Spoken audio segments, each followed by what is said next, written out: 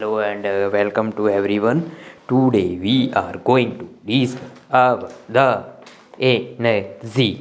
Sir आज energy के बारे में डिस्कस करोगे? हाँ बिल्कुल डिस्कस करेंगे एनर्जी के बारे में।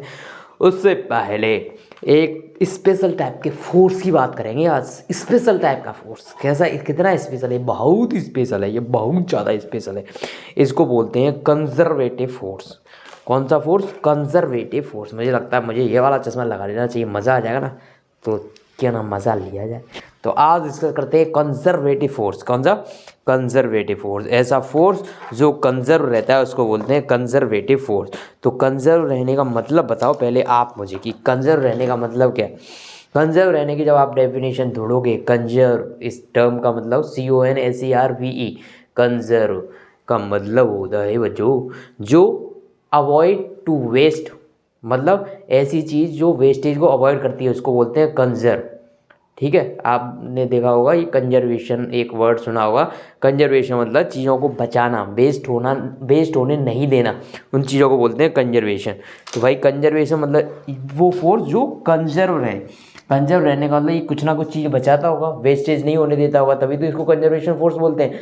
मतलब यदि कंजर्वेशन फोर्स है तो उसकी वजह से कुछ ना कुछ बचत हो रही होगी। तो चलो बात कर लेते हैं ऐसे क्या बचत करता है। तो हेडिंग डाल दो आज कंजर्वेटिव फोर्स। ऐसे फोर्स जो कि चीज़ों को कंजर्व रखते हैं, मतलब लॉस होने से बचाते हैं, मतलब वेस्टेज होने से बचाते हैं, उनको बोलते हैं कंजर्व फोर्स। तो कंजर्व फोर्स की सबसे बड़ी बात है कि इसके द्वारा जो वर्क किया जाता है कंजर्व फोर्स के द्वारा वो पाथ पे डिपेंड नहीं करता है, सिर्फ किस पे डिपेंड करता है? इनिशियल और फाइनल पोजीशन पे। The work done by conserve force does not depend on the path taken by that force, only depend on the initial and final position. तो इसके द्वारा जो वर्क किया जाएगा सिर्फ और सिर्फ इनिशियल और फाइनल पोजीशन पे डिपेंड करेगा। किस पाथ से होके आप जा रहे हो इस पर डिपेंड नहीं करेगा। जैसे आप इस पॉइंट ए से लेके पॉइंट बी तक आप गए, प्यार से गए, आप एकदम ऐसे चले गए भाई, ऐसे, ठीक है, ऐसे गए। या फिर आपने रास्ता अपनाया कुछ इस तरह का रास्ता अपनाया। पहले आप ए से सी गए, फिर आप सी से बी गए। तो यदि आप ए से भी जाते हो, ए से सी फिर सी से बी, तो भी वही वर्क आएगा जो ए से लेके बी तक डायरेक्टली जाने पे आ रहा था। इस टाइप का यदि कोई फोर्स है भाई तो उसको बोलते हैं कंजर्वेटिव फोर्स। और इस में जो वर्क किया जाएगा ए टू बी जाने में डायरेक्टली, या फिर ए टू सी फिर बाद में बी, मतलब ए टू बी ही पहुंचना है आपको, लेकिन आप चाहे ये रास्ता पकड़ो चाहे ये रास्ता पकड़ो, उसके वजह से वर्क सेम ही होगा। तो देख लेते हैं एक एग्जांपल। यहाँ पर एक मास एम रखा हुआ भाई, मास एम। मैं पूछ रहा हूँ ग्रेविटी की वजह से जो वर्क किया जाएगा इस पाथ से और इस पाथ से, दोनों की वैल्यू बताओ। तो आप कहोगे बता देंगे सर, इसमें कौन सी बात है, आप ये एंगल बताओ। मैंने कहा थीटा बता दिया, ये एंगल थीटा है इसका, ये वाला एंगल थीटा, यह थीटा है। तो भाई ये नीचे लग रहा होगा एम जी, और आपको पता है कि इसके अलोंग जो कंपोनेंट आता है एम जी का, वो क्या होता है? M G sine of theta. और इसके जो परपेंडिकुलर कंपोनेंट आता है वो होता है M G cos of theta. तो भाई एम जी के दो कंपोनेंट हैं, तो दोनों कंपोनेंट वर्क कर रहे होंगे। तो मुझे पता है ए टू वी जाने में जो एम जी कॉस थीटा का वर्क होगा वो होगा 0, 0, गया, टाटा बाय बाय, खत्म। क्यों? क्योंकि भाई फोर्स लग रही है इसके परपेंडिकुलर, और इसका डिस्प्लेसमेंट मैं मान लेता हूँ यहाँ से लेके यहाँ तक डिस्टेंस एल है, ए से बी तक की डिस्टेंस एल है भाई। तो भाई यहाँ ए से बी तक जाने में डिस्टेंस इसने एल कवर करी, और एम जी लग रहा है नीचे इधर, तो डिस्प्लेसमेंट इधर है भाई, ये इधर है, मतलब डिस्प्लेसमेंट और इसके बीच में एंगल यदि मैं देखूँ तो कितना, ये 90 डिग्री बन रहा है ना भाई एंगल। यदि एंगल 90 डिग्री होगा तो एम जी कॉस थीटा का वर्क तो जीरो हो गया, मतलब एक कंपोनेंट तो ग्रेविटी का गया भाई, उसका वर्क तो जीरो हो गया, क्योंकि उसका जो वर्क होगा एफ डॉट एस, मतलब एफ डॉट एस का मतलब यही होता है, कॉस ऑफ 90 आ गया। तो फोर्स कुछ भी हो, यदि एंगल 90 हो गया तो भाई इसको तो जीरो होना ही पड़ेगा, ये तो वर्क गया। अब बचा ये वाला कंपोनेंट, इसकी बात कर लेते हैं। इसके लिए भी लिख दो F dot S, F dot S मतलब F as cos of theta. अब आपको पता है कि फोर्स इधर है, डिस्प्लेसमेंट उधर है, दोनों के बीच में एंगल 180 डिग्री, 180 डिग्री, फोर्स उधर, ये इधर, 180 डिग्री एंगल। फोर्स है कितना? M G sine of theta. Displacement है कितना? एल, और कॉस थीटा मतलब कॉस 180। जैसा कि आपको पुराणों में बताया गया है कि कॉस 180 की वैल्यू -1 होती है, तो यहाँ से जो आंसर आ रहा है M G sine theta into L. ये आया भैया आपका आंसर वर्क का। आप डायरेक्टली ए टू बी गए तब ये वर्क आया। मैंने कहा ठीक है, मैंने कहा ठीक है, और आप ये आंसर नोट करके यहाँ रख लिया आपने डायरेक्टली। इसको मैं बोल देता हूँ पाथ नंबर 1 है ये। पाथ नंबर ए से आप यहाँ से यहाँ गए तो आपका जो वर्क आया वो आया MZL sin थीटा।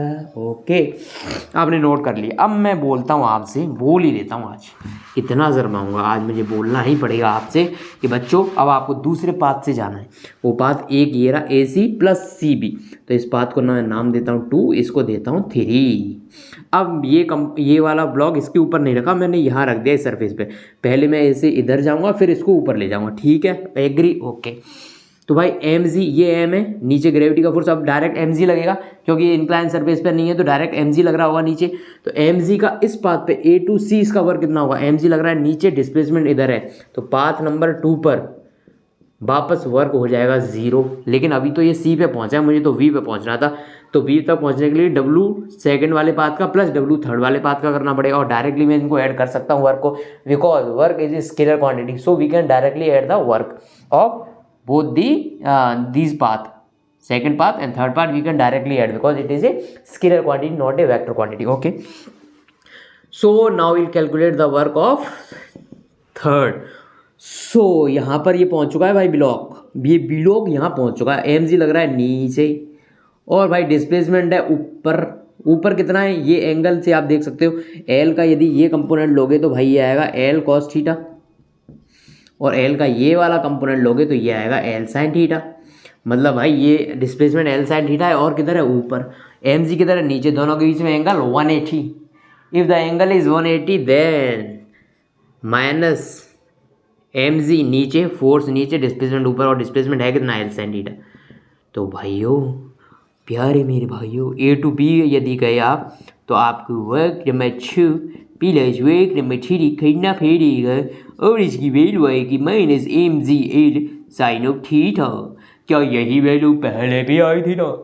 अरे बोलो ना बच्चों, यही वैल्यू पहले आई थी, यही वैल्यू अभी आ रही। इससे क्या प्रूफ होता है कि भाई जो ग्रेविटेशन फोर्स है उसका वर्क पाथ पे डिपेंड नहीं कर रहा है, तो किस पे डिपेंड कर रहा है, सिर्फ इनिशियल और फाइनल पोजीशन पे। आप ए से बी जा रहे हो, बस इतना इंपॉर्टेंट है इसके लिए। अब कैसे जा रहे हो इसको मतलब नहीं है, आप यदि ए से भी जा रहे हो तो भाई ग्रेविटी सेम ही वर्क कर रही है भाई, चाहे आप इस पाथ से जाओ चाहे किसी और पाथ से भी चले जाते, ऐसे ऐसे करके और कहीं से भी जाते, आपको फाइनल वर्क मिलना यही था। यदि आपके इनिशियल और फाइनल पॉइंट सेम है तो वर्क यही आना था। इसका मतलब ग्रेविटी एक कैसा फोर्स हो गया, conservative force. Work done by it does not depend on the path, it is only depending on the initial and final positions. Okay, so we can say that it is a conservative force. कौन सा force conservative force है, ये है अपना gravitational force. तो gravitational force initial और final position पे depend कर रहा है। नंबर एक बात ये हो गई। तो और कुछ एग्जांपल इसके देख लेते हैं, और कुछ एग्जांपल इसके देख लेते हैं। नंबर एक तो ग्रेविटेशन, नाम लिख लो, gravitational is a conservative force. Number two spring force, spring force is a conservative force. Third है electrostatic force, electrostatic force which you will study in your 12th class. आप इसको 12th क्लास में पढ़ोगे, आज नहीं पढ़ पाओगे यार। क्यों नहीं पढ़ पाओगे, क्योंकि 11th में है ही नहीं है। आपको सिर्फ और सिर्फ ग्रेविटेशन एंड स्प्रिंग फोर्स यहाँ पर पढ़ने को मिलेंगे, और आप ये नहीं पढ़ पाओगे। मतलब आप ग्रेविटेशन और स्प्रिंग पढ़ोगे, ग्रेविटेशन पे तो पूरा है कि सैपटर है सैपटर, स्प्रिंग फोर्स अपन यहाँ देख लेंगे भाई। तो क्या ये बात समझ आई कि आपको यदि कंजर्वेटिव फोर्स की डेफिनेशन देनी हो तो कंजर्वेटिव फोर्स वो फोर्स होते हैं, इनके लिए कुछ कंडीशन है। क्या कंडीशन है कि इनके द्वारा जो भी वर्क किया जाएगा वो पाथ पे डिपेंड नहीं करेगा। तो फिर एक पॉइंट तो ये हो गया, the work done by conservative force does not depend on path, point number 1. And second point is that the work done by the conservative force depend only on the initial and final position, initial और final position पे depend करता है। और conservative, जैसा मैंने आपको बताया था, ये वर्ड कहाँ से डेराइव हुआ, कंजर्व रखना, मतलब किसी चीज़ को वेस्ट होने से बचाना। तो देखो इसने यहाँ पे देखो वर्क वर्क क्या, एक व्हाट इज वर्क, वर्क क्या भाई, कार्य करने में क्या लगता है, ऊर्जा। एनर्जी है ना ये एक तरह से। तो भाई आप यहाँ से यहाँ गए तो इसने इधर एनर्जी वेस्ट होने ही नहीं दी। आपको ऐसा लग रहा था कि भाई ऐड करने पड़ेंगे 2 वर्क, तो ऐसा इसने होने ही दिया। जितना डायरेक्टली आपको जाने में जितना वर्क करना पड़ रहा था उतना इधर से जाने में, मतलब इसने वेस्टेज रोक दिया ना। तो है ना ये कंजर्वेटिव की कैटेगरी में, इसने एनर्जी का वेस्टेज रोक दिया भाई। इसने सीधा सीधा बोल दिया कि मुझे तो इतनी एनर्जी की ज़रूरत है, भले ही आप किसी भी पाथवे लेके मुझे चले जाओ, मुझे सिर्फ इतनी एनर्जी की रिक्वायरमेंट है, मैं कंजर्व करके रखता हूँ, चीज़ों को वेस्ट नहीं होने देता। तो इसने वेस्ट नहीं होने दी ना अपनी एनर्जी, सिर्फ इतने वर्क की रिक्वायरमेंट है इसको यहाँ तक पहुँचाने के लिए, भले ही आप किसी भी पाथ से जाओ, भले ही आप किसी भी पाथ से चले जाओ, ये आपकी एनर्जी वेस्ट नहीं होने देगा। इनिशियल फाइनल पोजीशन पे डिपेंड करता है। कंजर्वेटिव फोर्स की 2 तो पॉइंट हो गए। एक थर्ड पॉइंट ये है कि conservative force is derived by, लिख लो, conservative force is derived by scalar quantity, it is derived from a scalar quantity. अब मैं बताता हूँ कैसे।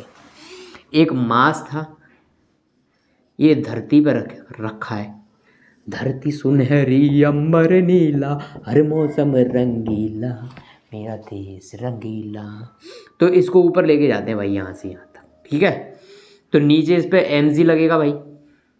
यदि आपको इसको ऊपर लेके जाना है भाई, आप मुझे बताओ फोर्स किस डायरेक्शन में लगाओगे, क्योंकि इसमें नीचे ग्रेविटी लग रही है तो आपको ग्रेविटी के अगेंस्ट इसको उठाना पड़ेगा भाई, इसको ग्रेविटी के अगेंस्ट उठाना पड़ेगा भाई। यदि आपको इसको ग्रेविटी के अगेंस्ट उठाना है भाई, तो यहाँ से यहाँ तक ले जाने के लिए आपको फोर्स लगाना पड़ेगा ऊपर। मैं मान लेता हूँ ये हाइट h है, तो आप फोर्स लगाओगे ऊपर और इसका डिस्प्लेसमेंट भी ऊपर, तो वर्क कितना हो जाएगा F.S। यदि मैं करूँ F.S, F कितना है, F है कितना, कोई फोर्स आपने लगाया, मैं मान लेता हूँ भाई जो भी फोर्स है मुझे नहीं पता, और F है मैंने मान लिया। S कितना है, S और cos 0, समझ रहे हो cos 0 कैसे आया, cos 0 कैसे आया, क्योंकि मैं इसको उठाने के लिए फोर्स ऊपर लगा रहा हूँ यार, याद रखना, मैंने इसको हाथ में पकड़ के ऊपर उठाया ना, इस पर फोर्स में ऊपर लगा रहा हूँ भाई, इसीलिए यहाँ से जो W की वैल्यू आई वो आई F/H, क्योंकि cos 0 की वैल्यू 1। अब इंटरेस्टिंग चीज़ होने जा रही है यहाँ पर, आपको इस ब्लॉक को धीरे धीरे धीरे धीरे उठाना है, धीरे धीरे धीरे धीरे धीरे।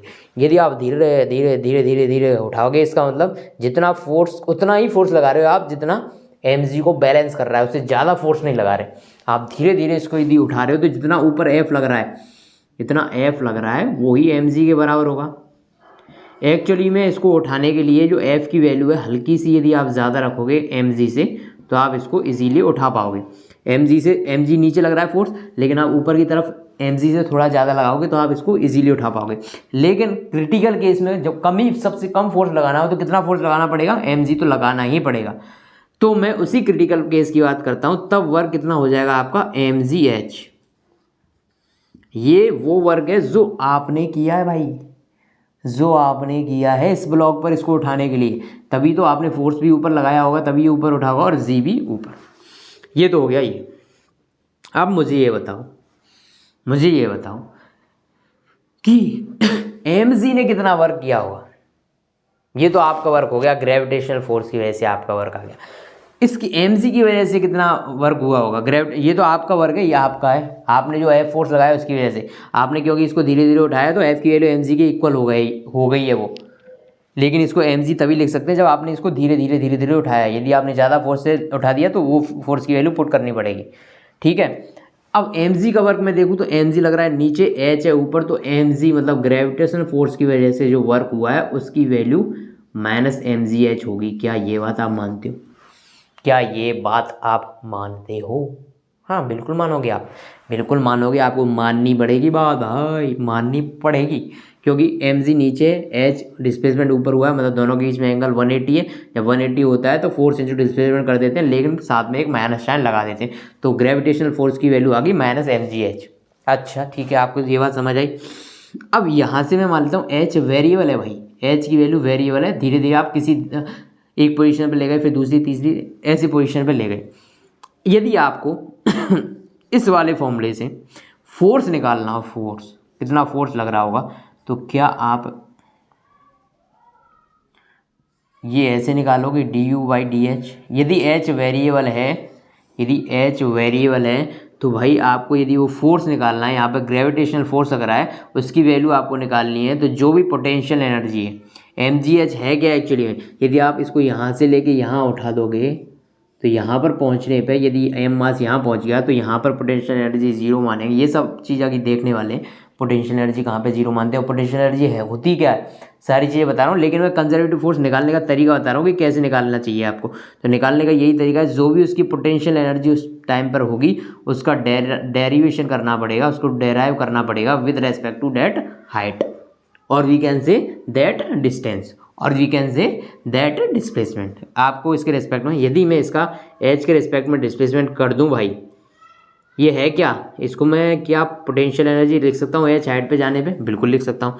तो एफ की वैल्यू जो आएगी वो आएगी minus D you by D H करके।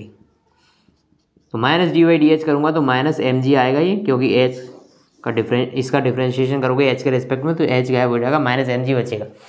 माइनस एम जी ही फोर्स है जो इस पर लग रहा है भाई, ग्रेविटेशन फोर्स यही फोर्स है ना। माइनस क्यों आया, क्योंकि ग्रेविटेशन फोर्स नीचे की डायरेक्शन में लग रहा है, माइनस एम जी। कुल मिला के बस आपको इतनी बात समझनी है फिलहाल कि भाई इस पर एक फोर्स आपने लगाया जिसकी वजह से ये ऊपर उठ गया, ग्रेविटेशनल फोर्स नीचे। आपको सिर्फ इतना पता याद रखना है कि भाई ग्रेविटेशनल फोर्स का जो वर्क होगा माइनस एम जी है, चाहे इतना है, इतना ही पता करो। ये सारी चीज़ें तो कुछ ज़्यादा ही एक्स्ट्रा मैंने बता दी आपको, आप सिर्फ इतना पता कर लो कि यदि ये मास एम जी इस पर फोर्स लग रहा है, इसको एच हाइट तक उठाने के लिए कितना ग्रेविटेशन का वर्क जो होता है वो कितना होता है, minus M G H, minus M G H. और ये ग्रेविटेशन कैसा फोर्स है, एक कंजर्वेटिव फोर्स है, ये पाथ पे डिपेंड नहीं करता। चाहे आप इसको ऐसे उठाओ, चाहे ऐसे ले जाके ऐसे लेके यहाँ पर आ जाओ, उससे मतलब नहीं है। ये सिर्फ और सिर्फ इनिशियल और फाइनल पोजीशन पे डिपेंड करता है।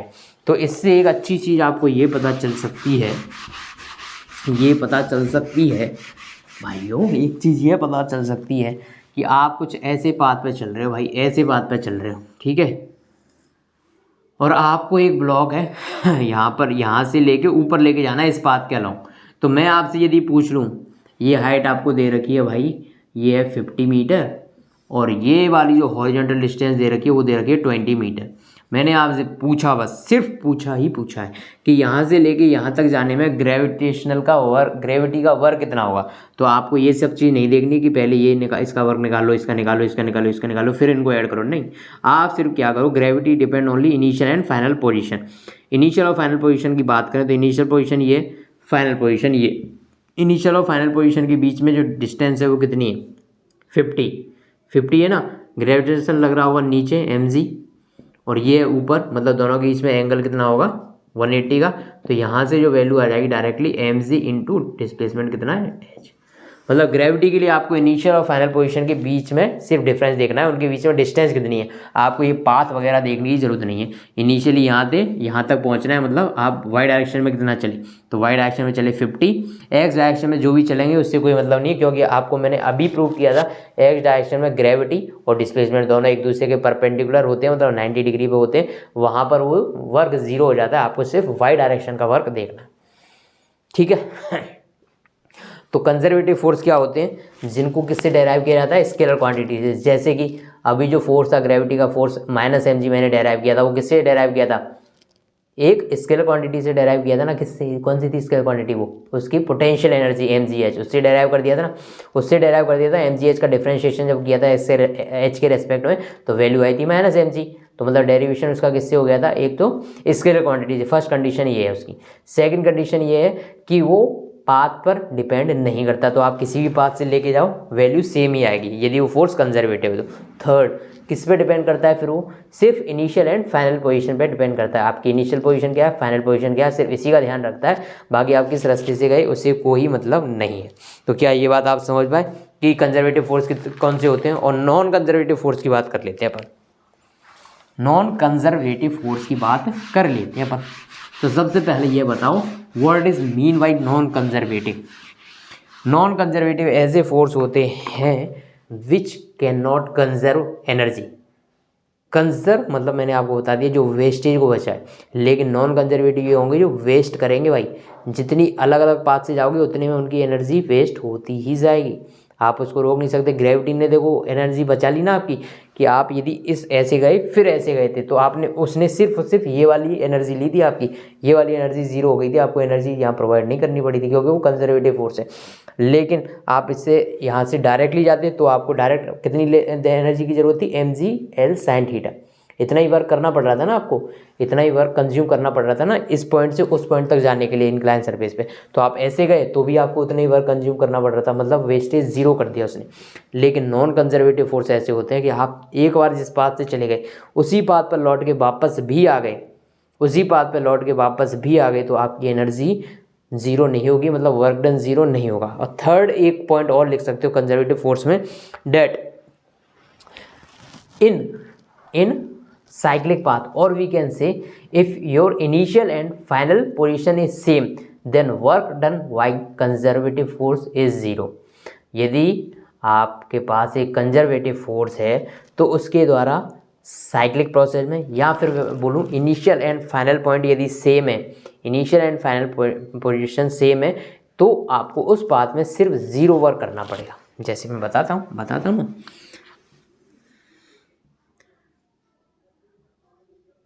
यहाँ से गए आप यहाँ तक, ठीक है, यहाँ तक गए।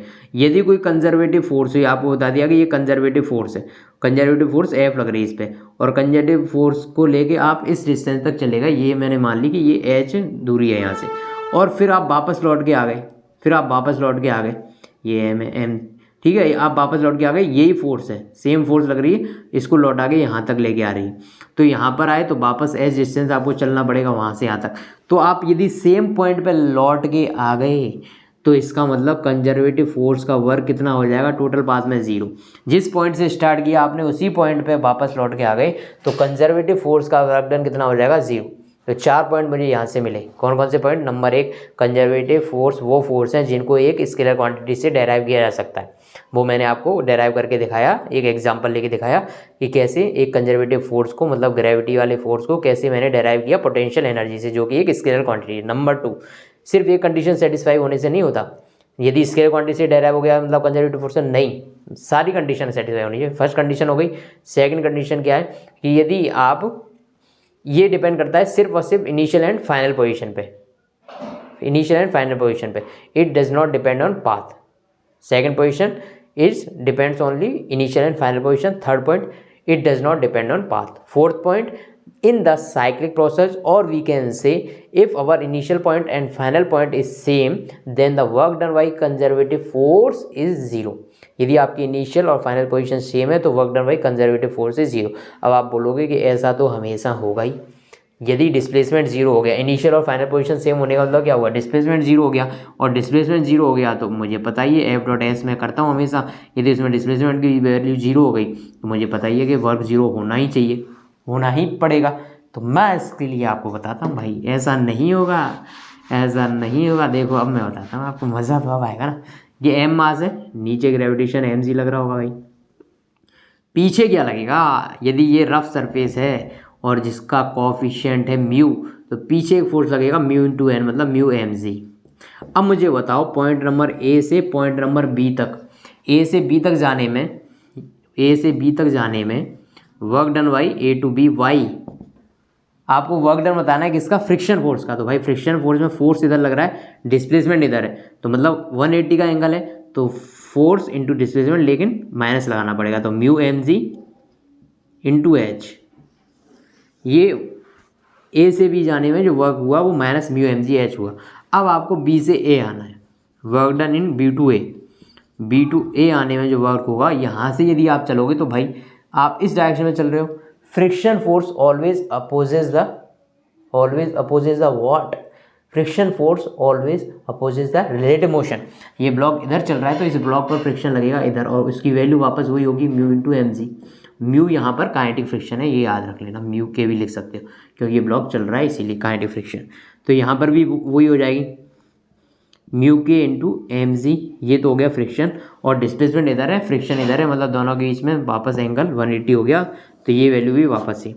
तो टोटल आप डिस्प्लेसमेंट तो आपका ए से ए तक आने में जीरो हो गया, क्या वर्क डन जीरो हुआ? बिल्कुल नहीं, आपको दोनों वर्क डन ऐड करने पड़ेंगे ना भाई, और ऐड करने पे जो वैल्यू मिल रही है वो -2 म्यू के एम जी इंटू एच। भाई ये क्या हो गया, अरे भाई ये क्या हो गया।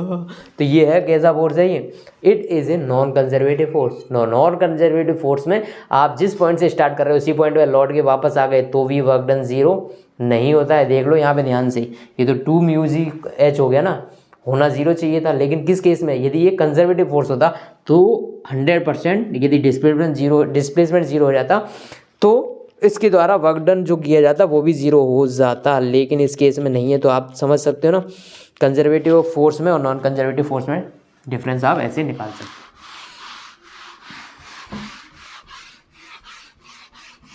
तो थोड़ा डिफरेंस इनके बीच में लिख लिया क्या, ये है कॉन्जर्वेटिव और दूसरा है non conservative.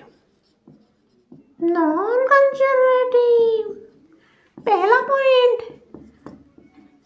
Path A equal to path 2 equal to path 3, कितने भी पाथ हो सभी पाथ में वर्क डन सेम ही आएगा। लेकिन इसमें हर पाथ का वर्क डन अलग अलग हो जाएगा। एक पाथ का वर्क सेम हो ऐसा ज़रूरी नहीं है। नॉन कंजर्वेटिव फोर्स में यदि आपने पाथ चेंज कर दिया भाई, यदि पाथ चेंज कर दिया तो वर्क डन अलग आ जाएगा। यदि पाथ चेंज कर दिया तो वर्क डन अलग आ जाएगा। जैसे कि अभी अपन ने इंक्लाइन वाला एग्जांपल लिया था ग्रेविटी के लिए, यदि यहाँ पे फ्रिक्शन प्रेजेंट होता भाई, फ्रिक्शन ये वाली सरफेस में भी फ्रिक्शन होता, इन दोनों सरफेस में भी फ्रिक्शन होता, तब आपको 1 2 3 आप ए से बी तक ही पहुँच रहे हो। लेकिन आप यदि इस पाथ से गए सेकंड नंबर के पाथ से तो फ्रिक्शन का वर्क कुछ और होता। ए टू बी आप पहुँचे ऐसे करके, पहले इस पाथ पर ए से सी फिर सी से बी पहुँचे तो आप वापस बी पर ही तब। लेकिन ये अब दोनों वर्क सेम नहीं होते। Work done by friction in this path and work done in friction in this path is different, वो सेम नहीं होगा। समझ रहे हो आप, ग्रेविटी के लिए जो वर्क डन सेम आ गया इसके लिए नहीं आएगा। नंबर 1। नंबर 2 क्या हो गया, यदि आप साइक्लिक पाथ में हो तो net work done conservative force का ज़ीरो होगा।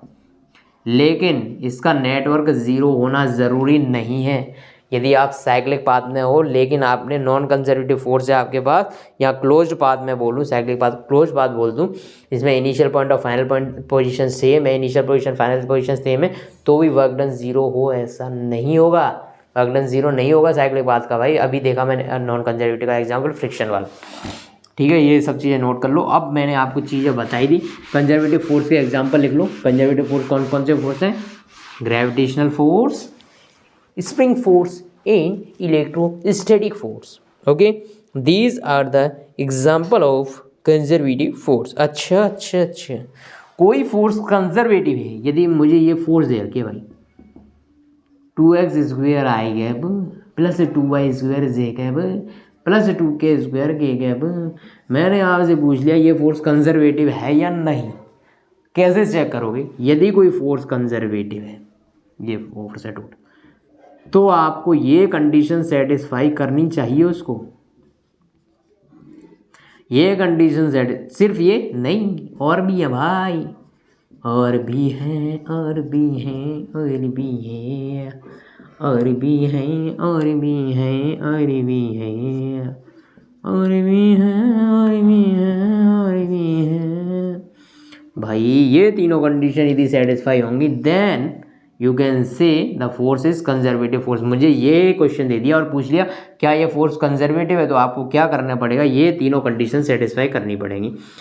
एफ एक्स मतलब ये एफ टोटल एफ दे रखा है, ये एफ एक्स होगा भाई, एक्स डायरेक्शन का कंपोनेंट है, आई कैप लगाना है इसके साथ, ये वाई का इसमें जे कैप लगाए, और ये जेड का ये एफ जेड है। तो आपको ये कंडीशन सेटिस्फाई करके देखनी पड़ेगी। तो D F X upon D Y करो, D F X upon D Y मतलब इसका डिफ्रेंशिएशन वाई के रेस्पेक्ट में।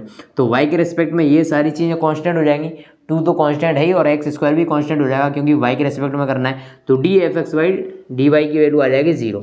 फिर D F Y upon D X मतलब इसका डिफ्रेंशिएशन यदि मैं करूँ x के रेस्पेक्ट में, क्योंकि ये पूरा y में, तो y में तो x के रेस्पेक्ट में इसका डिफ्रेंशिएशन कितना हो जाएगा 0, मतलब first condition satisfied. Okay, click. अभी सेकंड भी करनी पड़ेगी, क्या D F Y upon D Z मतलब इसका डिफ्रेंशिएशन z के रेस्पेक्ट में 0 आ जाएगा वो भी। फिर सेकंड देखते हैं z का, इस वाली टर्म का डिफरेंशिएशन y के रिस्पेक्ट में, वो भी 0 आ जाएगा, दूसरी भी सेटिस्फाई। ये वाली x का डिफरेंशिएशन z के रिस्पेक्ट में, वो भी 0 हो गया भाई, ठीक है। और y ये क्या हो जाएगा, dz अपॉन dx, बस इसको उल्टा ही तो करना होता है। तो एफ जेड कौन सा, ये रहा, इसका x के रिस्पेक्ट में ही, वो भी 0 हो जाएगा। तीनों कंडीशन सेटिस्फाई हो रही है, मतलब this is a conservative force, ये एक कंजर्वेटिव फोर्स है। अभी आप एक चीज़ बोल सकते हो, मुझे बोलोगे, मुझे पता है बोले वगैरह आप मानोगे नहीं, आप बोलोगे सर ऐसा तो हमेशा ही होगा, एक्स वाले में यदि फोर्स एफ एक्स है तो उसमें एक्स के कंपोनेंट आएंगे, मतलब x square x Q x की पावर 5 यही टर्म आएंगी, तो उनका तो वाई के रिस्पेक्ट में 0 ही हो जाएगा। ऐसे ही कुछ बाकी में वाई वाले में वाई वाली टर्म आएंगी, तो बाकी ऐसा नहीं है, ऐसा भी हो सकता है ना, ये 2x² वाई लिखाओ यहाँ पर, ये 2y/z लिखाओ, ये 2x/z² लिखाओ, ऐसा भी हो सकता है।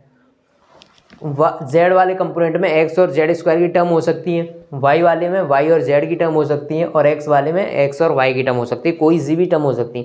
कंपोनेंट है कौन सा है, x कंपोनेंट है, y कंपोनेंट है, z कंपोनेंट है, ये कैसे पता करना है आपको, ये x y देख के कब पता नहीं करना, आपको पता करना है यदि i कैप के साथ में जो चीज़ लिखी हुई है मतलब वो एफ एक्स की वैल्यू है, यदि j कैप के साथ में वैल्यू लिखी हुई है मतलब एफ वाई की वैल्यू है, और z के मतलब k के साथ में जो लिखी हुई है एफ जेड की वैल्यू, आप ऐसे पता करोगे।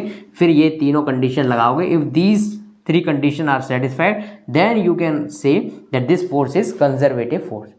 तो आपने ये निकाल दिया कंजर्वेटिव फोर्स है, क्योंकि इसमें तीनों की तीनों कंडीशन सेटिस्फाई हो रही थी। ओके जी, अब दूसरी कंडीशन, मैं दूसरा एग्जांपल दे देता हूँ भाई। आपको फोर्स दे रखी है y² i cap plus x² j cap plus z² k cap. पहले मुझे F X F Y F Z बताओ, इसमें गलती मत कर देना, एक्स वाई जेड देख के नहीं बताना। यहाँ पर एफ एक्स की वैल्यू कितनी है बताओ, वो है y², एफ वाई की वैल्यू कितनी है x² एंड एफ जेड की वैल्यू कितनी है z², ये याद रखना। जो आई कैप के साथ लिखा है वो एफ एक्स की वैल्यू, जो जे कैप के साथ लिखा है वो वाई की वैल्यू, जो के कैप के साथ लिखा है वो एफ जेड की वैल्यू, ना याद रखना।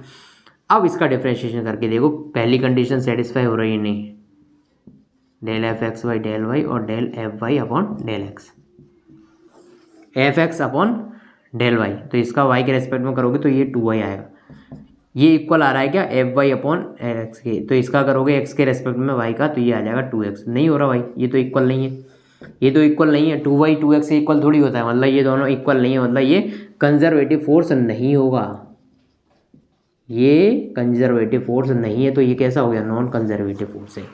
कैसा फोर्स है, नॉन कंजर्वेटिव फोर्स है। कैसे निकाला अपन ने, ये कंडीशन सेटिस्फाई करके देखी, लेकिन कंडीशन सेटिस्फाई हो ही नहीं रही, इसका मतलब ये कैसा फोर्स हो गया, नॉन कंजर्वेटिव फोर्स हो गया ये, एक तरह से नहीं, ये हो ही गया। दूसरा एग्जाम्पल देख लेते हैं, दूसरा एग्जाम्पल देख लेते हैं। एफ जो फोर्स है वो दे रखा है आपको 4y i cap plus 4x j cap. इसमें एफ एक्स की वैल्यू बताओ भाई 4y, एफ वाई की वैल्यू बताओ भाई 4x, और एफ जेड की वैल्यू बताओ भाई 0, क्योंकि वो के वाली टर्म है ही नहीं। तो F del F X upon del Y करना है आपको, इक्वल टू यदि ये आता है del F Y upon del X की, देखते हैं डेल एफ एक्स मतलब इसका डिफरेंशिएशन एक्स के रेस्पेक्ट में, वाई के रेस्पेक्ट में, तो ये हो जाएगा 4, ठीक है, इक्वल आ रहा है क्या, वाई का डिफरेंशिएशन एक्स के रेस्पेक्ट में, ये भी 4 आ रहा है भाई। फर्स्ट कंडीशन तो सेटिस्फाई हो गई। अब सेकंड कंडीशन देखते हैं, del F Y upon del Z equals to del F Z upon del Y, ये आ रहा है कि नहीं। तो एफ वाई अपॉन जेड, तो ये तो कांस्टेंट हो जाएगा जेड के रेस्पेक्ट में, तो ये हो जाएगा 0, और जेड तो 0 है तो उसका किसी के रेस्पेक्ट में करोगे तो 0 ही आएगा। सेकंड भी सेटिस्फाई हो गई। थर्ड कंडीशन यहाँ देख लेते हैं, del F Z upon del X क्या इक्वल आ रहा है क्या del F Y upon del F X upon del Z के। देखते हैं जेड का डिफरेंशिएशन एक्स के, जेड तो 0 ही है तो वो तो 0 ही आएगा डिफरेंशिएशन। अब एक्स का जेड के रेस्पेक्ट में डिफरेंशिएशन, ये एक्स है, इसका जेड के रेस्पेक्ट में 0, तीनों कंडीशन सेटिस्फाई हो रहे हैं, मतलब this is a conservative force, it is a conservative force, you can easily say it now. Okay okay okay okay okay okay. अब आपको एक क्वेश्चन दे देता हूँ यार, बढ़िया वाला क्वेश्चन देता हूँ, बढ़िया। वो क्वेश्चन कुछ इस तरह से है कि आप गए भाई, आप 2 पाथ 3 पाथ से गए, एक ये पाथ है, एक ये पाथ है, एक ये पाथ है, एक ये पाथ है, ठीक है, और एक पाथ है ये रहा। आपको A to V जाना है, 4 पाथ दे रखे हैं, 1 2 3 4।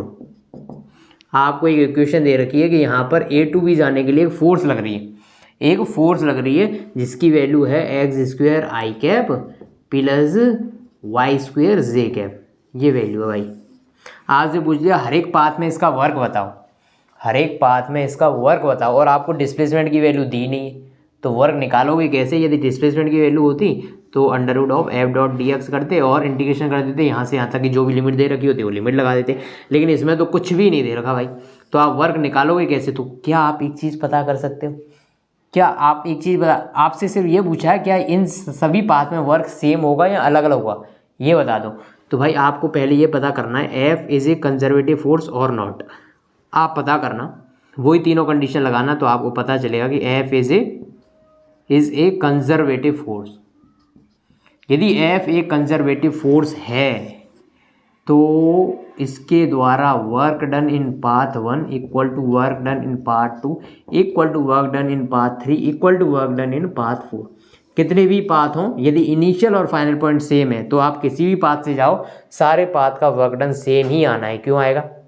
क्योंकि this is a conservative force, और कंजर्वेटिव फोर्स में क्या कंडीशन होती है? यदि कोई फोर्स कंजर्वेटिव है तो उसके द्वारा किया गया work done depends only on initial and final position, not on the path. सारे पाथ में वर्क सेम ही आएगा यदि इनिशियल और फाइनल पोजीशन सेम है तो इसमें आप देखोगे कि सारे के सारे प्रोसेस में जो वर्क डन की वैल्यू आएगी वो सेम आनी है। और क्यों आनी है ये मैंने आपको बता दिया, क्योंकि सब में ये वैल्यू सेम। ठीक है, यहाँ तक कोई बात क्लियर नहीं हो तो मुझसे पूछ लो। अभी तक की बात में कोई भी समस्या हो तो आपको पूछना पड़ेगा हाथ उठा के, जो कि आप नहीं कर सकती। तो मैं अपने मन की करूँगा भाई, मेरे मन में जो आएगा वो करूँगा। ये गंदा कपड़ा मैंने लिया है एकदम, इसको बोर्ड साफ करने के लिए मैं यूज़ करता हूँ, तो मैं इसी से साफ कर देता हूँ, क्योंकि डस्टर तो और भी ज़्यादा गंदा हो रहा है, तो मैं इसी कपड़े से साफ कर देता हूँ और इसको थोड़ा सा चमका लेता हूँ। Okay, now we move towards next thing. What is next thing? अभी कंजर्वेटिव नॉन कंजर्वेटिव क्लियर हो चुका होगा। अभी नेक्स्ट थिंग जो है वो है वर्क एनर्जी थ्योरम। बोलो, वर्क एनर्जी थ्योरम ये क्या कहती है भाई? ये कहती तो बहुत कुछ है, वर्क एनर्जी थ्योरम बहुत कुछ कहना चाहती है, लेकिन उससे पहले ये कुछ कहे मैं इससे कुछ पूछ लेता हूँ। मैंने इससे पूछा थ्योरम ये बता कि काइनेटिक एनर्जी क्या होती है जी। मैंने इस थ्योरम से ये पूछा कि भाई बहन भी हो सकती है, बट थ्योरम है ना, मुझे नहीं पता भाई की बहन है ये, मान लेता चलो सिस्टर है अपनी। आज इससे पूछ लिया बहन जी बताइए, पहले आप मुझे एक चीज़ बताइए। आपको डिफाइन करने से पहले मैं आपसे ये पूछना चाहूँगा कि आप मुझे ये बता दीजिए कि काइनेटिक एनर्जी क्या होती है। इसने कहा मैं नहीं बताऊँगी, तो मैंने कहा मैं बता देता हूँ जी। तो मैं बता दो भाई, काइनेटिक एनर्जी जो होती है ये होती है ½ mv²। ये तो कोई भी बता देता सर, आपने इसमें क्या बता दिया? आपने तो फॉर्मूला लिख दिया। मैंने कहा नहीं। तो आपने कहा बताओ फिर। मैंने कहा बता देता हूँ। तो भाई kinetic energy is energy which is present due to the velocity of system. Kinetic energy वो एनर्जी है जो कि सिस्टम में प्रेजेंट होती है उसकी वेलोसिटी के कारण, उसकी वेलोसिटी की वजह से। अभी आगे पोटेंशियल एनर्जी की भी बात करेंगे तो आपको पता चलेगा वो किस वजह से प्रेजेंट होती है, उसकी भी बात करेंगे उस जगह पे जब बात पढ़ेंगे। तो फिलहाल इसकी बात करते हैं। तो ये वो एनर्जी है जो कि सिस्टम में प्रेजेंट होती है, किस वजह से? उसकी वेलोसिटी की वजह से, उसकी वेलोसिटी की वजह से प्रेजेंट होती है। अब देखते हैं एग्जाम्पल देख लेते हैं यार। ओके, एक कार आई भाई, यहाँ पे एक कार आई, वेलोसिटी है 5 मीटर पर सेकेंड। यहाँ पर एक ब्लॉक रखा हुआ है भाई, रफ सरफेस है आगे, यहाँ पर एक रफ सरफेस है। तो ये 5 मीटर पर सेकेंड की स्पीड से यदि इसको धक्का दे, यहाँ पे आए, उसको तेज़ी से टक्कर मार के यहाँ रुक जाए, तेज़ी से टक्कर मारे और रुक जाए, तो भाई यदि ये रुकेगी तो इसको कुछ एनर्जी ये ट्रांसफ़र कर देगी, तो ये ब्लॉक कुछ आगे जाएगा और क्योंकि ये फ्रिक्शन वाली सरफेस है तो आगे जाके रुक जाएगा। ठीक है, रुक गया। अब यही कार आई, लेकिन अब की बार आई है 10 मीटर पर सेकंड की स्पीड से। अब ये वापस इसको धक्का दे और ये वापस आगे जाएगा और रुक जाएगा। तो आप मुझे बताओ दोनों कंडीशन में से फर्स्ट कंडीशन में ये दूर जाके रुकेगा या सेकंड कंडीशन में दूर जाके रुकेगा? ऑब्वियसली आप तो बोल दो कि ऑब्वियसली सर सेकंड कंडीशन में दूर जाएगा, क्योंकि सेकंड कंडीशन में इसके पास वेलोसिटी ज़्यादा है। देन व्हाट यदि वेलोसिटी ज़्यादा है तो इसकी वजह से क्या हुआ? फिर आपको बताना पड़ेगा वेलोसिटी ज़्यादा है मतलब इसके पास काइनेटिक एनर्जी ज़्यादा है। यदि ज़्यादा काइनेटिक एनर्जी है तो ये ज़्यादा दूर तक जा पाएगा, मतलब ये ज़्यादा वर्क कर पाएगा। मतलब kinetic energy is that form of energy which is present due to the velocity of system. तो वो एनर्जी है, यदि मैं इसको काम में लेना चाहूँ एनर्जी को, देखो मैंने कैसे काम में लिया, एक टक्कर मारी कार ने 5 मीटर की स्पीड से, तो इस ब्लॉक को आगे पहुँचाया तो ये गया सिर्फ और सिर्फ थोड़ा सा दूर। 10 की स्पीड से टक्कर मारेगा तो ज़्यादा दूर जाएगा, मतलब ज़्यादा काम हो पा रहा है ना अभी, क्योंकि इसकी स्पीड ज़्यादा है। स्पीड ज़्यादा होने का मतलब काइनेटिक एनर्जी ज़्यादा है, एनर्जी है तभी तो वर्क कर पा रहा है वो कुछ, तभी तो उस ब्लॉक को आगे तक पहुँचा पा रहा है। यदि 10 की स्पीड से टक्कर मारेगा ये दूर जाएगा, 20 की स्पीड से टक्कर मारेगा तो और दूर जाता, फिर आगे 20 की जगह 30, 40, 50 जितनी स्पीड बढ़ाते जाओगे वो ज़्यादा ब्लॉक को ज़्यादा दूर तक पुश करता जाएगा। इसका मतलब काइनेटिक एनर्जी एक एनर्जी है जो कि उसमें वेलोसिटी की वजह से प्रेजेंट है। यदि इसकी वेलोसिटी कम है तो उसके बाद एनर्जी कम है, वेलोसिटी ज़्यादा है एनर्जी ज़्यादा है। इस टाइप की एनर्जी को बोलते हैं काइनेटिक एनर्जी। कैसी क्वांटिटी है जी? कैसी क्वांटिटी है ये? Scalar quantity. ये एक स्केलर क्वांटिटी है, मतलब डायरेक्शन नहीं होती, सिर्फ मैग्नीट्यूड होता है। काइनेटिक एनर्जी की यूनिट जूल, जो कि वर्क यूनिट है, वही एनर्जी में काइनेटिक एनर्जी की यूनिट होगी, वही पोटेंशियल एनर्जी की यूनिट होगी जूल। जूल बराबर जूल इसकी यूनिट होगी। तो ये बात आपको यहाँ तक समझ में आ गई या नहीं? आपने कहा आ गई, आपने कहा आ गई, मैंने कहा ठीक है, आपने कहा आ गई, मैंने कहा ठीक है आ गई। तो अब बात करते हैं कुछ अलग बात कर लेते हैं कि काइनेटिक एनर्जी की बात हो गई कि भाई ये वो फॉर्म ऑफ एनर्जी है जो कि प्रेजेंट होती है बॉडी में। काइनेटिक एनर्जी बॉडी में प्रेजेंट होती है उसकी वेलोसिटी की वजह से। आपको एग्जांपल बता दिया, जैसे वेलोसिटी बढ़ती जाएगी तो एनर्जी बढ़ती जाती है, और एनर्जी बढ़ेगी तो उसकी वर्क करने की एफिशिएंसी, वर्क करने की जो टेंडेंसी वो बढ़ रही है। जितनी वेलोसिटी बढ़ा रहे हो उतनी ज़्यादा।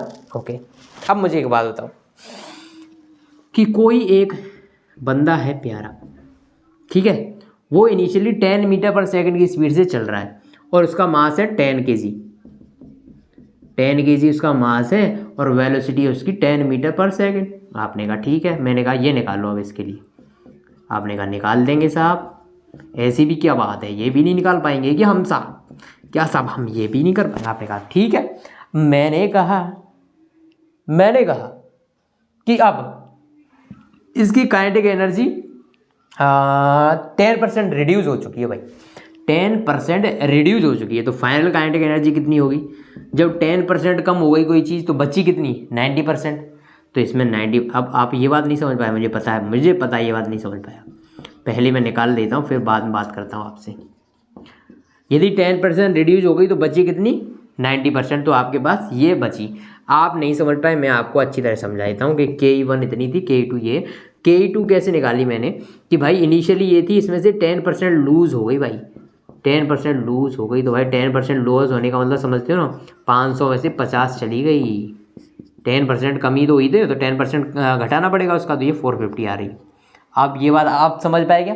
यदि 10% लॉस हो गई तो भाई बची कितनी? 90%। तो आप यहाँ तो ऐसे निकाल लो, यहाँ 10% कम करके निकाल लो, दोनों बात सेम आएंगी। लेकिन अपना मुद्दा ये था ही नहीं, लेकिन ये मुद्दा आपने बना दिया कि भाई ये चीज़ भी आपको पता नहीं थी। मैं आपसे पूछना ये चाह रहा हूँ, यदि एनर्जी इतनी कम हो गई, मतलब 10% एनर्जी कम हुई, तो क्या वेलोसिटी भी 10% कम हुई? आपने कहा पता नहीं, तो मैंने कहा निकाल लेते हैं ना यार। Ke2 कैसे निकालोगे? हाफ m vt², मतलब जो भी वेलोसिटी, तो बाद में कितनी है? 450 इक्वल टू हाफ, मास तो सेम ही है, इंटू v2²। यहाँ से 2 5 10, v2 की वैल्यू आ रही है 90, v2² की वैल्यू 90 मीटर पर सेकेंड, 90 यही आ रही है ना। अब इसका आपको करना पड़ेगा अंडर रूट ऑफ 90 मीटर पर सेकेंड। √90 की वैल्यू आप निकाल सकते हो। मैं निकाल देता हूँ इससे, मेरे पास ही कैलकुलेटर है ऐसी, ये कैलकुलेटर है, इसका √90 निकाल देता हूँ। वैल्यू निकालते हैं इसकी, ये आ रही है 9.48, तो फाइनल वेलोसिटी आ रही है 9.486। क्या ये 10% कम करने पे आएगी क्या? 10 का 10% कितना होता है भाई? 10 का 10% कितना होता है? 1। तो ये वैल्यू तो 9 आनी चाहिए थी। काइनेटिक एनर्जी 10% कम होने का मतलब ये बिल्कुल नहीं होता कि वेलोसिटी भी 10% कम हुई है या वेलोसिटी 10% इंक्रीज हुई है, आप नहीं बोल सकते। तो आपको निकालना हुई कितनी परसेंट रिड्यूस हुई है, तो रिडक्शन इन वेलोसिटी कितनी परसेंट रिड्यूस हुई है, तो initial velocity minus final velocity divided by initial velocity into 100, तो आपको पता चल जाएगा कि परसेंटेज रिडक्शन कितना हुआ है। तो मैं निकाल देता हूँ और आप निकाल ही लेना, अपॉन 10 इंटू 100, ये वैल्यू आ रही है 5.13%। मतलब वेलोसिटी कितने परसेंट कम हुई? 5.13%, जब काइनेटिक एनर्जी भले 10% कम हो गई। तो मैं कुल मिला के बस इतना बताना चाह रहा था कि काइनेटिक एनर्जी को देखते ही आप ये मत बोल देना कि यदि काइनेटिक एनर्जी 10% कम हुई है तो वेलोसिटी भी 10% कम होगी। वो आपको कैलकुलेट करनी पड़ेगी वेलोसिटी कितनी परसेंट कम हुई है। डायरेक्ट इसको देख के आंसर नहीं देना, इतना बताना चाह रहा था। इसका मतलब ये भी मत कंक्लूजन निकाल लेना कि वो 10% कम होती है तो ये 5% कम होती है, ये भी बिल्कुल रॉन्ग कंक्लूजन है। आप निकाल मत लेना इसको गलती से। यहाँ पर ऐसा आंसर आया है, लेकिन ऐसा होना ज़रूरी नहीं है, क्योंकि ये इसके स्क्वायर पे डिपेंड कर रही है ना। काइनेटिक एनर्जी वेलोसिटी के स्क्वायर पे डिपेंड कर रही है, वेलोसिटी के स्क्वायर पे डिपेंड कर रही है भाई। तो डायरेक्टली आप कंक्लूजन नहीं निकाल सकते, डायरेक्टली आप कंक्लूजन नहीं निकाल सकते। तो काइनेटिक एनर्जी कितनी कम हुई है वो आपको कैलकुलेट करके देखनी पड़ेगी। ओके सी, तो ये बात आपके समझ में आ गई होगी सी। बात कर रहे थे वर्क एनर्जी थ्योरम पर, लेकिन ये कहानी स्टार्ट हुई है अभी काइनेटिक एनर्जी की। ये काइनेटिक एनर्जी की बात हो चुकी है अपनी। काइनेटिक एनर्जी क्या होती है? एक स्केलर क्वांटिटी है और ये एक टाइप की एनर्जी है जो कि प्रेजेंट है किसी भी सिस्टम में due to the velocity of that system. Kinetic energy की बात हो चुकी है, तो मैं डेराइव करता हूँ, जैसा कि NCERT में डेराइव किया है इसको। अरे NCERT में जैसे डेराइव किया वैसे कर लेते हैं। तो भाई उसने क्या किया है कि थर्ड इक्वेशन लिखो, v² equal to u² plus 2as। क्या ये याद आप सहमत हो इस बात से? क्या इस बात से? क्या आपके टूल फेस में थर्ड इक्वेशन है? हाँ है ना सर। तो v² minus u² equal to 2as मैं कर दूँ, कोई दिक्कत नहीं है, कोई दिक्कत नहीं है सी। 2 का इधर डिवाइड कर देता हूँ, v²/2 minus u²/2 equal to a into S. Okay, यदि मुझे ये वेक्टर फॉर्म में लिखनी हो तो इसको a.s लिख दूँ, a.s लिख दूँ, a.s लिख दूँ, a.s लिख दूँ, वेक्टर फॉर्म में लिख देते हैं a.s। ओके, सब में पूरे साइड में m का मल्टीप्लाई कर दो, यहाँ पर भी m, यहाँ पर भी m, यहाँ पर भी m। अब मुझे बताओ mv²/2 half mv², kinetic energy क्या थी? हाफ mv², यही थी ना, क्योंकि ये फाइनल वेलोसिटी है तो यहाँ से आएगी काइनेटिक एनर्जी फाइनल वाली, क्योंकि ये इनिशियल वेलोसिटी है तो यहाँ से आएगी काइनेटिक एनर्जी इनिशियल वाली, equal to F.s। F equal to m होता है ना भाई, F.s हो गया इधर, F.s हो गया इधर। तो यहाँ से वर्क डन, F.s क्या होता है? Work done, work done equals to kinetic energy final minus kinetic energy initial. मज़ा आ गया जी। यही वर्क एनर्जी थ्योरम है कि किसी बॉडी पर किए गए सारे के सारे वर्क को यदि मैं ऐड कर दूं, यदि किसी बॉडी पे किए गए सारे वर्क को ऐड कर दूं तो वो इक्वल किसके होते हैं? Final kinetic energy minus initial kinetic energy के। तो और दूसरी तरह से मैं इसको बोलना चाहूँ तो काइनेटिक एनर्जी में जो डिफरेंस आता है वो इक्वल होता है उस पर किए गए सारे वर्क के समीशन के। यहाँ पर जो वर्क लिखा है ना वो कोई एक वर्क नहीं है, जितने भी वर्क उस बॉडी पे हो रहे होंगे, जैसे जैसे हाँ जैसे जैसे जैसे ये बॉडी है, यहाँ पर m मास की वही एग्जांपल है, वही पुराना वाला। इसको A से लेके B तक आप ले जा रहे हो, यहाँ पर वही फ्रिक्शन प्रेजेंट है। बोलो जी बोलो। हाँ, फ्रिक्शन भी वर्क करेगा यहाँ से यहाँ तक कुछ, मैं मान लेता हूँ W स्मॉल है, वो फ्रिक्शन का वर्क हो गया। प्लस यहाँ पर ग्रेविटी का भी कुछ वर्क होगा, बिल्कुल होगा। और ग्रेविटी के 2 कंपोनेंट आएंगे तो आपको दोनों कंपोनेंट का वर्क निकालना है, लेकिन आपको पता है एक कंपोनेंट का वर्क तो 0 हो जाता है। ऐसे क्यों हो जाता है? क्योंकि वो परपेंडिकुलर होता है डिस्प्लेसमेंट के। तो ग्रेविटी के दोनों वर्क। फिर यहाँ पे एक नॉर्मल रिएक्शन होगा, उसका भी वर्क होगा, बिल्कुल होगा। ठीक है जी, ठीक है। तो यहाँ पर फ्रिक्शन का वर्क प्लस ग्रेविटी का वर्क प्लस नॉर्मल रिएक्शन का वर्क, इन सारे वर्क को जब ऐड करोगे तब आपको जो वर्क एनर्जी थ्योरम का जो वर्क है तब मिलेगा। ये तीनों का समीशन है भाई, ये टोटल वर्क ऑफ सिस्टम है, टोटल वर्क है ये सिस्टम का। आप ये मत समझ लेना ये कोई एक वर्क है, सारे वर्क का समीशन है, चाहे वो कंजर्वेटिव है चाहे वो नॉन कंजर्वेटिव। डब्ल्यू जी कैसा वर्क हो जाएगा, ये कंजर्वेटिव फोर्स का वर्क हो जाएगा, क्योंकि ग्रेविटी एक कंजर्वेटिव फोर्स है, ग्रेविटेशन एक कंजर्वेटिव फोर्स है, तो इसका जो वर्क हो जाएगा वो कंजर्वेटिव वर्क हो जाएगा। नॉर्मल रिएक्शन, नॉर्मल रिएक्शन क्या हो जाएगा भाई, ये बाकी फ्रिक्शन क्या हो जाएगा, अभी देखा है, फ्रिक्शन भी अभी देखा है, वो भी एक नॉन कंजर्वेटिव फोर्स है, वो भी नहीं, वो एक नॉन कंजर्वेटिव फोर्स। फ्रिक्शन कैसा है, नॉन कंजर्वेटिव फोर्स। ग्रेविटी कैसा है, ग्रेविटी है कंजर्वेटिव फोर्स। ग्रेविटी के अलावा और कौन सी कंजर्वेटिव फोर्स थी, ग्रेविटी के अलावा स्प्रिंग फोर्स था एंड इलेक्ट्रोस्टैटिक फोर्स था। ये तीनों आपके लिए इंपॉर्टेंट हैं जो कि कंजर्वेटिव फोर्स की कैटेगरी में आते हैं। Gravitation force, spring force and third is electrostatic force, जो कि आप 12th में पढ़ोगे। ये तीनों कंजर्वेटिव फोर्स हैं। तो आप ध्यान रखना कि ये यहाँ पर जो वर्क है वो सारे वर्क का समीशन है, तो सारे वर्क का summation equals to change in kinetic energy of that system. Okay, अब यहाँ से बहुत ही मज़ेदार क्वेश्चन एक एनसीईआरटी में आपका दिया है भाई, एक मज़ेदार क्वेश्चन दिया है आपको एनसीईआरटी में। आपको इसने बोला कि एक ब्लॉक है भाई 10 kg का, आपने इसको यहाँ से ड्रॉप किया, यदि ड्रॉप करोगे तो इनिशियल वेलोसिटी 0, और ये यहाँ पर जस्ट टकराने से पहले आप यहाँ पर इसकी वेलोसिटी निकाल सकते हो। अरे बोलो, निकाल सकती हो कि नहीं, निकाल सकते हो भाई। यदि ये हाइट दे रखी हो आपको, यदि हाइट दे रखी हो 50 मीटर, तो क्या ये आप फाइनल वेलोसिटी नहीं निकाल पाओगे। v² equals to u² plus 2as,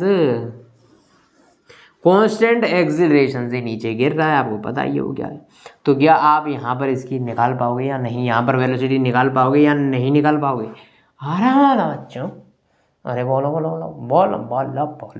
निकाल पाओगे आप। यहाँ पे वेलोसिटी निकाल देना, फाइनल वेलोसिटी, इनिशियल वेलोसिटी ये 2a, a एक्सीलरेशन मतलब -g, s मतलब ये डिस्प्लेसमेंट, ये मैं आपको पहले कही आ रहा था, चलो आप नहीं बताऊँगा यार, ये निकाल दोगे आप वेलोसिटी। मैं बताना क्या चाह रहा हूँ कि यहाँ पर उसने आपको बताया, एक चीज़ बता दी बड़ी मज़ेदार, कि ग्रेविटी यहाँ पर जो आपको निकालना क्या है कि ये जो ब्लॉक गिर रहा है ना, इस पर एक ऊपर की डायरेक्शन में, अपोजिट डायरेक्शन में क्या लग रहा है, अपोजिट डायरेक्शन में इस पर एक फोर्स लग रहा है, अपोजिट डायरेक्शन में इसको फोर्स लग रहा है, जिसका नाम क्या है। अरे बताओ उसका नाम क्या है, उसका नाम है ड्रैग फोर्स। ड्रैग लग रहा है इस पर, ड्रैग क्या होता है कि जो भी एयर होती है ना, एयर फ्रिक्शन जिसको बोलते हैं, वो ऊपर की डायरेक्शन अपोजिट लगेगा क्योंकि ये नीचे गिर रहा है। तो भाई इसकी वेलोसिटी जो है, इसकी जो वेलोसिटी है आपको निकालनी नहीं है, यहाँ पर दी गई है कि वो 10 मीटर पर सेकंड हो गई। अब आप बोलोगे कि सर अभी तो आपने ऐसे निकाल दी थी, अभी तो आपने ऐसे निकाल दी थी, अब क्यों उससे पीछे हट रहे हो आप। ये formula is valid only when A is constant, acceleration constant है, तब ये फॉर्मूला वैलिड होता है। आप बोलोगे क्योंकि ये एक्शन अंडर द ग्रेविटी हो रहा है तो जी की वैल्यू तो मुझे पता है, लेकिन एयर रेजिस्टेंस भी तो लग रहा है ऊपर, तो नेट एक्सेलरेशन आपको नहीं पता कितना है। यदि नेट एक्सेलरेशन पता होता तब आप ये लगा देते, क्योंकि एक्सेलरेशन यदि उसने बोल दिया कि कांस्टेंट है भाई, एक्सेलरेशन कांस्टेंट है, जिसकी वैल्यू आपको उसने कुछ दे दी होती भाई, कुछ उसने वैल्यू दे दी होती कि भाई ड्रैग फोर्स भी लग रहा है और नीचे एक्सेलरेशन भी है 10 वाला, 10 है और ऊपर भी कुछ लग रहा है भाई, तो नेट जो एक्सेलरेशन है उसकी वैल्यू 8 मीटर पर सेकंड स्क्वायर, ऐसा यदि वो दे देता तब तो आप ये फॉर्मूला ए की जगह वो 8 रख के निकाल देते। लेकिन यहाँ पे एयर ड्रैग लग रहा है, एयर ड्रैग की वजह से कुछ ऊपर फोर्स लग रहा होगा भाई, ऊपर कुछ फोर्स मतलब कुछ अपोजिट डायरेक्शन में डी एक्सेलरेशन हो रहा होगा इसका, तो नेट एक्सेलरेशन 10 तो नहीं हो सकता अभी, 10 कब होता है? जब फ्री फॉल अंडर ग्रेविटी होता है सिर्फ, एयर ड्रैग वगैरह कंसिडर नहीं करते। मैंने आपको जब भी क्वेश्चन कराए थे पिछले जितने भी चैप्टर में, जब ग्रेविटी वाला मोशन पढ़ा था तो मैंने बताया था कि यहाँ पर आपको एयर ड्रैग वगैरह कुछ कंसिडर नहीं करना, सब जीरो करना है वहाँ पर। समझ गए ना आप? बात समझना, बात याद रखना भाई, याद रखना, ये वाली गलती मत कर देना। v वेलोसिटी आप ऐसे नहीं निकाल सकते इसकी। यदि वो आपको दे देता कि हाँ एयर ड्रैग भी लग रहा है, लेकिन उसकी वजह से जो भी वो आ रहा है अपना एयर ड्रैग की वजह से जो डी एक्सेलेरेशन हो रहा है, और नीचे जो एक्सेलेरेशन लग रहा है, मतलब नीचे तो ग्रेविटी लग रही है 10, और ऊपर इसने बता दिया कि एयर रेजिस्टेंस की वजह से जो एक्सेलेरेशन आ रहा है वो 2 मीटर पर सेकंड ऊपर की डायरेक्शन, तो ये नेगेटिव हो जाएगा। तो इसका नेट एक्सेलेरेशन कितना हो रहा था? 8 मीटर पर सेकंड स्क्वायर। अब भी ये इक्वेशन लगा सकते थे क्योंकि अपना एक्सेलेरेशन कांस्टेंट है। इसको लगाने की कंडीशन क्या है? एक्सेलेरेशन कांस्टेंट होना चाहिए, तो कांस्टेंट है ना, कितना है पर? 8 मीटर पर सेकंड स्क्वायर। पर अभी मत लगा देना, इसीलिए मैं आपको ये क्वेश्चन इतनी बार समझा रहा हूँ। फिलहाल आपको पूछा गया इसमें कि एयर ड्रैग की वजह से कितना वर्क हुआ वो बता दो आप। मैंने कहा ठीक है, क्यों नहीं बता देंगे। नेट वर्क जो होता है वो final kinetic energy minus initial kinetic energy, ये होता है। यहाँ पर नेटवर्क कौन सा होगा? एक ग्रेविटी यहाँ पे वर्क कर रही है नीचे, तो W gravity plus W air friction equals to kinetic energy final, मतलब हाफ m इंटू 10 का square minus half m into ये कितना है यहाँ पे 0, तो यहाँ पे सिर्फ और सिर्फ हाफ m कितना है 10 इंटू 10 का स्क्वायर, यहाँ पे वैल्यू आ रही है 500। डब्लू ग्रेविटी नीचे लग रहा है mg, मतलब 100, ये mg है ना, mg नीचे लग रहा है mg, और इसका डिस्प्लेसमेंट भी नीचे है। दोनों के बीच में एंगल कितना है? 0, क्योंकि नीचे गिर रहा है ना भाई, नीचे फोर्स नीचे डिस्प्लेसमेंट, एंगल 0, मतलब ये फोर्स, मतलब यहाँ पे जो वर्क आएगा वो आएगा mg इंटू h, मतलब 100 इंटू 50 प्लस एयर ड्रैग, इसकी वैल्यू, एयर ड्रैग की वैल्यू आ जाएगी 500 माइनस 5000,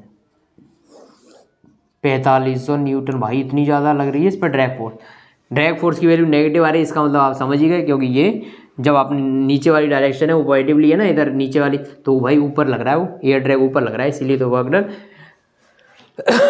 वर्क नेगेटिव आने का मतलब ये नहीं होता वो डायरेक्शन को नहीं बताता। वर्क नेगेटिव आने का मतलब ये होता है भाई, वर्क नेगेटिव होता है, इसका मतलब ये हुआ कि जिस डायरेक्शन में आप नीचे की डायरेक्शन में चल रहे थे, मतलब यदि नीचे की डायरेक्शन में ये वर्क होता तो उसकी एनर्जी बढ़ाता, लेकिन ये क्योंकि ऊपर की डायरेक्शन में और ब्लॉक चला आपका नीचे रहा है, मतलब ये एनर्जी उससे खींच रहा होगा भाई, इतनी एनर्जी उससे खींच रहा है भाई, इतनी खतरनाक एनर्जी खींच रहा है उससे, 4500 न्यूटन की एनर्जी उससे निकाल रहा है।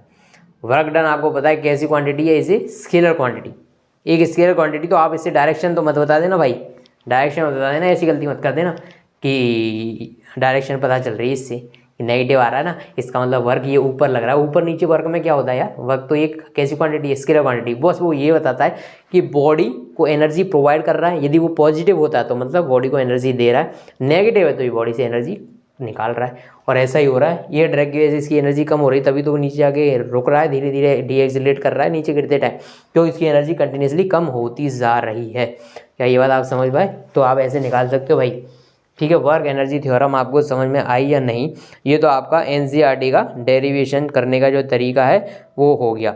वर्क पॉजिटिव, इसका मतलब ये काइनेटिक एनर्जी उसकी बढ़ रही है। क्यों ऐसा मैं क्यों बोल रहा हूँ? यदि वर्क पॉजिटिव हुआ तो देखो, वर्क मैंने अभी क्या लिखा था, kinetic energy final minus kinetic energy initial. यदि टोटल वर्क आपका पॉजिटिव है, मतलब ये वर्क टोटल सारे के सारे वर्क आपने ऐड किए और उनकी वैल्यू पॉजिटिव आई, पॉजिटिव आने का मतलब ये हुआ ये वाली टर्म पॉजिटिव, ये वाली टर्म पॉजिटिव, मतलब पॉजिटिव मतलब क्या होता है? Greater than 0। ये ग्रेटर देन 0 मतलब के ई फाइनल इज ग्रेटर देन के ई इनिशियल। इसका मतलब सिस्टम की काइनेटिक एनर्जी इंक्रीज हो रही है, इसका मतलब सिस्टम की काइनेटिक एनर्जी इंक्रीज हो रही है। दिख रहा है आपको, फाइनल एनर्जी ज़्यादा आ रही है इनिशियल से। यदि ये वर्क नेगेटिव हो जाए, यदि ये वर्क नेगेटिव हो जाए, इसका मतलब ये हुआ कि के ई फाइनल माइनस के ई इनिशियल नेगेटिव हो गया भाई। यदि वर्क नेगेटिव है तो मतलब के ई फाइनल माइनस के ई इनिशियल इज नेगेटिव, इसका मतलब के ई फाइनल इज लेस देन के ई initial. What is the mean of this equation? Equation का मीनिंग ये है कि फाइनल काइनेटिक एनर्जी कम होगी इनिशियल काइनेटिक एनर्जी से, मतलब बॉडी से एनर्जी निकाल रहे हो आप, बॉडी से एनर्जी निकाल रहे हो, जैसा अभी वाले केस में हुआ है भाई। इस वाले केस में ये डायरेक्ट नेगेटिव आया था, work total work done negative आया था। टोटल वर्क डन नेगेटिव आने का मतलब ही ये हुआ कि इसका मतलब ये हुआ कि भाई ये इससे एनर्जी निकाल रहा था कंटिन्यूसली। फाइनल काइनेटिक एनर्जी कम हो जानी चाहिए थी इनिशियल काइनेटिक एनर्जी से। समझ रहे हो आप? समझ रही हो ना? समझ रही हो ना? समझ रही हो ना? मतलब नेगेटिव आने का मतलब कि आप एनर्जी सिस्टम से निकाल रहे हो, यदि पॉजिटिव आने का मतलब आप समझ ही गए हो कि क्या होता है, क्या होता है। यदि यदि यदि यदि यदि यदि वर्क डन जीरो हो जाए, वर्क डन जीरो हो जाए तो final kinetic energy equal to initial kinetic energy. इसका मतलब यदि कोई एक ब्लॉक है जो मूव कर रहा है, जिसकी फाइनल काइनेटिक एनर्जी और इनिशियल काइनेटिक एनर्जी सेम है, इसका मतलब इसकी speed v1 equals to v2, जितनी स्पीड पहले होगी उतनी स्पीड बाद में होगी। स्पीड क्यों बोला मैंने, डायरेक्शन क्यों नहीं बोला, वो सॉरी वेलोसिटी क्यों नहीं बोला, क्योंकि हाफ एम वी स्क्वायर है ना। यदि v की जगह आप पॉजिटिव वैल्यू पुट करो या नेगेटिव वैल्यू पुट करो, यदि आप वेलोसिटी की जगह पॉजिटिव वैल्यू मतलब हाफ एम वी स्क्वायर में v क्या है, वेलोसिटी है, लेकिन आप वेलोसिटी की वैल्यू पॉजिटिव पुट करो या नेगेटिव पुट करो, काइनेटिक एनर्जी पॉजिटिव ही आएगी, क्योंकि v का स्क्वायर हो जाता है। नेगेटिव का स्क्वायर भी करोगे तो भी वैल्यू पॉजिटिव रहेगी। इसलिए मैंने बोला कि वेलोसिटी की जगह मैंने क्या बोल दिया यहाँ पे, स्पीड सेम। यदि इनिशियल स्पीड और फाइनल स्पीड दोनों सेम है, मतलब kinetic energy final equal to kinetic energy initial. यदि आपकी फाइनल जो स्पीड है वो है -10 मीटर पर सेकेंड, और आपकी जो इनिशियल, इधर तो पॉजिटिव होगी ना, और मतलब इनिशियल स्पीड जो है वो 10 मीटर और फाइनल स्पीड आपकी है -10 मीटर पर सेकेंड, तो काइनेटिक एनर्जी आपकी फाइनल और इनिशियल सेम होगी। आप ये मत सोचना कि ये ऐड होके जीरो हो जाएगी, नहीं। इसका मतलब ये हुआ कि फाइनल काइनेटिक एनर्जी और इनिशियल काइनेटिक एनर्जी सेम हो जाएगी। फाइनल काइनेटिक एनर्जी और इनिशियल काइनेटिक एनर्जी सेम हो जाएगी, क्योंकि मैं फाइनल ये वाली वैल्यू है, यदि मैं फाइनल इसको निकालूंगा तो -10 का स्क्वायर कर दो भले ही, और इनिशियल निकालूंगा तो हाफ एम और 10 का स्क्वायर, लेकिन दोनों वैल्यू सेम ही आएंगी ना। स्क्वायर में माइनस का कोई मतलब नहीं होता भाई, माइनस का स्क्वायर तो पॉजिटिव हो जाता है। मतलब ये हुआ कि आप वेलोसिटी या स्पीड उसको कुछ भी बोल दो, यदि आप उसको काइनेटिक एनर्जी के अंदर, लेकिन याद रखना हाफ एम वी स्क्वायर में जो v है ना वो वेलोसिटी ही है, वो वेलोसिटी है, लेकिन उसमें काइनेटिक एनर्जी आती है, उसका कुछ मतलब नहीं रहता उसका वेलोसिटी का। क्यों नहीं रहता? क्योंकि माइनस और प्लस दोनों वैल्यू सेम ही हो जाती है, इसीलिए इसको स्पीड बोल दो तो गुना हो सकता है, गुना हो सकता है। बोलना उसको वेलोसिटी ही है, आपको है वो वेलोसिटी ही है, लेकिन जब काइनेटिक एनर्जी में पुट करते हो तो वैल्यू पॉजिटिव आ जाती है, बस इतनी सी बात है। कुछ छोड़ो, उसको स्पीड मत बोलो, वो वेलोसिटी ही है, लेकिन जब उसको काइनेटिक एनर्जी में पुट करोगे तो माइनस का कोई मतलब नहीं रहेगा। फाइनल और इनिशियल सेम होने का मतलब ये हुआ कि इतनी स्पीड इनिशियल थी उतनी स्पीड फाइनल हो गई। समझे? यदि नेट वर्क डन किसी सिस्टम का जीरो है, यदि किसी सिस्टम का नेट वर्क डन जीरो है तो उसकी फाइनल काइनेटिक एनर्जी और इनिशियल काइनेटिक एनर्जी सेम होती है। अब मैं इसको थोड़ा सा रिलेट करना चाहूँगा आपके फर्स्ट लॉ से। फर्स्ट लॉ से वो क्या कहता है, यदि कोई बॉडी एक जगह पड़ी हुई है तो पड़ी रहेगी, यदि कांस्टेंट वेलोसिटी से चल रही है तो कांस्टेंट वेलोसिटी से चलती रहेगी, जब तक कि उस पर कोई एक्सटर्नल फोर्स नहीं लगाया जाए, जब तक कि उस पर कोई एक्सटर्नल फोर्स नहीं लगाया जाए। एक्सटर्नल फोर्स नहीं लगेगा, एक्सटर्नल फोर्स यदि नहीं लगेगा तो एक्सटर्नल फोर्स नहीं है कोई, तो यहाँ पे कोई वर्क भी नहीं है। यदि कोई एक्सटर्नल फोर्स नहीं है तो कोई वर्क भी नहीं है वहाँ पर, ठीक है। यदि कोई एक्सटर्नल फोर्स आप नहीं लगा रहे हो तो वहाँ पर कोई वर्क होगा क्या? एक्सटर्नल फोर्स नहीं है तो नहीं होगा। यदि वहाँ पे कोई एक्सटर्नल फोर्स नहीं है तो कोई वर्क नहीं है, यदि कोई वर्क नहीं है तो फाइनल और इनिशियल काइनेटिक एनर्जी सेम होगी। फाइनल और इनिशियल सेम होने का मतलब ये हुआ कि यदि आपकी इनिशियल वेलोसिटी जीरो, मतलब बॉडी एक जगह पड़ी हुई है, तो उसकी वेलोसिटी इनिशियल भी इतनी होगी और फाइनल भी यही होगी, क्योंकि बॉडी पड़ी हुई है, कितनी देर की बाद भी वो वहीं पड़ी रहेगी। और यदि इनिशियली वो किसी स्पीड से चल रही है तो फाइनली वो इसी स्पीड से चलती रहेगी, उसकी स्पीड चेंज नहीं हो सकती। क्यों नहीं हो सकती आप समझ गए? क्योंकि इस पर कोई वर्क डन किया ही नहीं जा रहा। ओके, अब इसको थोड़ा सा इलेबोरेट करके देखते हैं, थोड़ा सा वर्क एनर्जी थ्योरी को थोड़ा सा अच्छी तरह से देखते हैं और एलेबोरेट करके कि ये बताना क्या चाहता है भाई। जो ये है ना वर्क एनर्जी थ्योरम, जो वर्क एनर्जी थ्योरम है ना, उसमें आपने देखो एक साइड में यूज़ किया था ma.s, मैंने किया था ना, तो उसको बाद में f.s लिखा था, इसी को तो वर्क लिखा था। एक्चुअली में ma आता कहाँ से भाई? ये आता है न्यूटन की सेकंड इक्वेशन से। जो क्या बोलती है आपसे कि फोर्स जो होता है वो होता है मोमेंटम में चेंज, यही होता है। यहीं से आप F equal to M A derive करते हो। मतलब न्यूटन की सेकंड इक्वेशन में टाइम भी प्रेजेंट होता है। F equal to D P by D T, मतलब टी यहाँ पर क्या है, टाइम है ना। न्यूटन की सेकंड इक्वेशन टाइम की जिक्र भी करती है, लेकिन आपने यहाँ पर जो सेकंड इक्वेशन यूज़ करी थी अभी वर्क एनर्जी थ्योरम में, तो लेकिन इसमें पूरे में टाइम का टर्म तो गायब था। टाइम का टर्म तो गायब था भाई। न्यूटन अभी देखी थी ना आपने, V square minus U square equal to 2as, इसी से एम का मल्टीप्लाई कर दिया था, इसको इधर ले गया था। ये याद है ना यार, याद है ना यार, 2ma.s, और ये एम ए को मैंने एफ लिख दिया था। ये एफ ये कहाँ से आता है, ये सेकंड इक्वेशन से आता है। लेकिन सेकंड इक्वेशन में टाइम का टर्म होता है, लेकिन यहाँ पर टाइम का टर्म गायब हो जाता है। एक्चुअली में ये सेकंड इक्वेशन का ही रिप्रेजेंटेशन है, लेकिन कैसा, विदाउट इंफॉर्मेशन ऑफ टाइम। ये सेकंड इक्वेशन का ही रिप्रेजेंटेशन है। यहाँ पे एफ कोई तो एफ एम ए कोई तो एफ लिखा था, मतलब ये सेकंड इक्वेशन ही है, लेकिन विदाउट टाइम। यहाँ पर टाइम शो नहीं हो रहा। टाइम कहाँ गया, वो इंटीग्रेट हो गया भाई, इंटीग्रेट हो गया, वो पूरा एक टर्म बना लिया उसने, ऐसा इंटीग्रेट हो गया, वो पूरा ऐसे देखने लग गया कि M V square minus M U square final initial ये, और इधर एफ डॉट एस मतलब वर्क आ गया। मतलब टेम्परल टर्म, यानी कि टाइम की टर्म वहाँ पे नहीं देखेगी।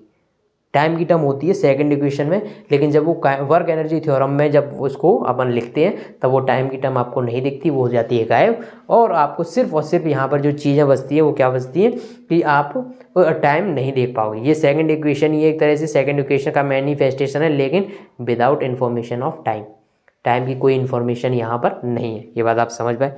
नहीं भी समझ पाए तो मैंने जो चीज़ें बताई थी वो तो आपको समझ में आ गई ना। मैंने जो चीज़ आपको बताई थी वर्क एनर्जी थ्योरम, वो तो समझ आ गई ना। ये तो छोटी छोटी मगर मोटी बातें मैं आपको बीच में बताता रहता हूँ, वो वाली है। लेकिन मैंने आपको जो समझनी थी वो वर्क एनर्जी थ्योरम का डेरिवेशन और वर्क एनर्जी थ्योरम क्या डिफाइन करती है वो, और वर्क एनर्जी थ्योरम में जो डब्ल्यू होता है वो कौन सा वर्क होता है ये भी आपको पता होना चाहिए। ठीक है। यदि मैं वर्क को ऐसे लिखूँ, इसका दूसरा डेरिवेशन का तरीका आ जाता हूँ, एफ डॉट डी एस, ये देखा था ना वर्क का formula F dot D S होता है ना। ये तो मैंने जब क्वेश्चन कराए अभी जस्ट पिछली वाली क्लास में सब बताया था। तो वर्क जो एफ डॉट डी एस होता है, मैं मानता हूँ एफ और एक्स मतलब फोर्स और डिस्प्लेसमेंट दोनों सेम डायरेक्शन में। यदि दोनों सेम डायरेक्शन में हुए तो एफ डॉट एस को direct F dot D x लिख सकता हूँ। यदि दोनों सेम डायरेक्शन में तो एफ डॉट डी एस को लिख सकता हूँ एफ इंटू डी एस, क्योंकि F D S cos of zero, cos of zero 1 हो जाएगा, और ये वैल्यू आप ऐसे लिख सकते। पहले ये बताओ, पहले ये बात पचाओ, थोड़ा सा पचा लोगे ना। एफ की जगह एम ए रख दूँ। दूसरा तरीका बता रहा हूँ इसका डेरिवेशन करने का, x1 से x2 ये है, एफ की जगह M A into D X. Acceleration क्या होता है, D B by D T. Multiply कर देता हूँ दोनों नीचे ऊपर डी एक्स का, आपने कहा कर दो जी। D X by D T क्या हो जाएगा, V D X by D T, ये हो जाएगा V V D V by D S. ये भी एक्सेलरेशन का फॉर्मूला अपन डिस्कस कर चुके हैं जी। Acceleration equals to V D V by D X, इसमें पुट कर दो एक्सेलरेशन की जगह। थोड़ा सा इधर आते हैं और देखो मैं इसको थोड़ा ऊपर ले जा रहा हूँ, तो वर्क का जो फॉर्मूला बना वो देखो, एम तो सेम रहेगा, ए की जगह V D V by D X, तो D V by D X मैं करूँगा जी, वी है साथ में इंटू डी एक्स जब मैं करूँगा तो ये तो गया भाई ठाकुर तो गयो, एम वी डी वी। अब क्योंकि ये इंटीग्रेशन हो रहा है वी के फॉर्म में तो लिमिट लगानी पड़ेगी वेलोसिटी की, क्योंकि ये डिस्प्लेसमेंट तो गायब हो गया। इसका बताओ मुझे इंटीग्रेशन, यही होगा v1 v2, यहाँ से जो वर्क आ रहा है M V two square by 2 minus M v1 square by 2, और you can easily see that it is the final kinetic energy minus initial kinetic energy. यही तो अभी डेराइव किया था भाई कि जो वर्क नेट वर्क डन या टोटल वर्क डन होता है वो चेंज इन काइनेटिक एनर्जी के इक्वल होता है। अभी डेरिवेशन किया, चाहे वैसे करो चाहे ऐसे करो चाहे कैसे करो चाहे जैसे करो, आंसर यही आएगा। Net work done equals to change in kinetic energy final minus kinetic energy initial, और you can say this is the derivation. Okay प्यारे बच्चों, ओके यहाँ से नेट वर्क डन आ जाएगा। कोई दिक्कत नहीं है, डेरिवेशन आप दोनों तरह से कर सकते हो। मैंने आपको दोनों तरीके से बता ही दिया, एक एनसीईआरटी वाला मेथड, एक थोड़ा अच्छा वाला मेथड, या कि मैं कहूँ एनसीईआरटी जैसा है लेकिन दूसरे तरीके का मेथड। मैं आपसे पूछ रहा हूँ, एक वर्क है भाई, एक वर्क है, सिर्फ एक बॉडी पे एक वर्क हो रहा है, जिसमें आपको बता दिया कि उसमें इनिशियल वेलोसिटी 20 मीटर पर सेकंड से फाइनल वेलोसिटी हो गई 10 मीटर पर सेकंड। आपसे पूछ लिया कि एक बॉडी पे सिर्फ एक ही फोर्स वर्क कर रहा है, उस फोर्स का वर्क निकालना है आपको। सिर्फ एक ही फोर्स वर्क कर रहा है, आपको वो वर्क निकालना है। आपको सिर्फ फाइनल और इनिशियल वेलोसिटी दे रखी है और उस बॉडी का मास दे रखा है 10 kg। आप निकाल सकते हो क्या? क्या आप निकाल पाओगे जी? तो अब मुझे पता है कि नेट वर्क डन जो बॉडी पे होता है वो ऐसे लिखा जाता है। कैसे लिखा जाता है? ऐसे लिखा जाता है। नेट वर्क डन आपको बता दिया सिर्फ एक ही फोर्स का वर्क हो रहा है। मैं मान लेता हूँ कि ठीक है भाई एक ही वर्क है, तो मैंने एक ही फाइनल काइनेटिक एनर्जी कितनी हो गई, ये इनिशियल काइनेटिक एनर्जी कितनी हो गई, जे बात। अब आपको पता है ये एनर्जी कम हो रही है भाई, फाइनल कम हो गई, इनिशियल मास की जगह 10 रख देना, क्योंकि यहाँ पे एनर्जी कम हो चुकी है। मतलब ये जो वर्क हो रहा है ना, ये जो भी एफ फोर्स वर्क कर रहा है वो एनर्जी इससे खींच रहा है, ये एनर्जी को खींच रहा है, एनर्जी को खींच रहा है, तभी तो इसकी वेलोसिटी कम हो गई। एनर्जी ये खींच रहा है, इसकी वेलोसिटी कम हो रही है, इसका मतलब ये एनर्जी खींच रहा है भाई, समझिए ना आप, ये एनर्जी खींचने वाला वर्क है। और आपको इसके वर्क की वैल्यू आप निकाल सकते हो, यहाँ से वर्क की वैल्यू नेगेटिव आएगी। और नेगेटिव वर्क क्या बताता है कि इसकी डायरेक्शन क्या है? वर्क कभी डायरेक्शन नहीं बता पाएगा बच्चों।